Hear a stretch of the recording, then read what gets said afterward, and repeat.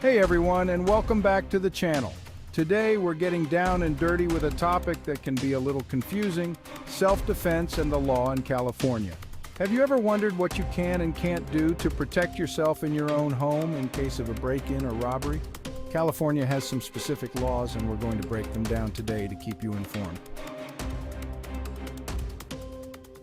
First things first, there's a difference between self-defense and something called the Castle Doctrine. Self-defense is pretty straightforward. It's using force to protect yourself from immediate harm.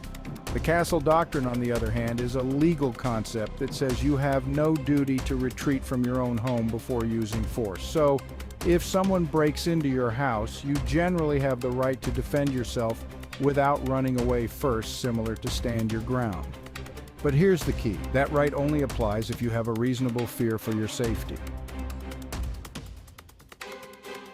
Let's say you hear a noise downstairs in the middle of the night. You don't know who it is, but it sounds like someone's trying to get in. In this situation, fearing for your safety would be considered reasonable. However, if you hear a noise and then peek outside to see your neighbor's kid lost and looking for their dog, that fear probably wouldn't be considered reasonable.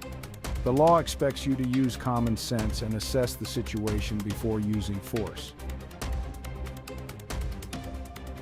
Now let's talk about what you can actually use to defend yourself. California has some restrictions on weapons, so it's important to know what's legal and what's not. Generally speaking, you can use any object as a weapon for self-defense if you believe it's necessary. This could be a baseball bat, a lamp, or even a pair of scissors. However, there are some specific restrictions on things like pepper spray, stun guns, and firearms. If you're going to keep a firearm for self-defense, make sure you understand the laws around storage, use, and registration within your city. It's a big responsibility, and using a gun in self-defense can have serious legal consequences if not done properly. There are also non-lethal guns that you can use, and we have a video about the top 5 best ones. Look, I'm not a lawyer and this isn't legal advice, but knowing your rights when it comes to self-defense can be incredibly important, especially in certain parts of California. The information in the link in the description goes into more detail about California's specific laws, and it's worth checking out. Remember, the best way to defend yourself is to avoid a dangerous situation in the first place.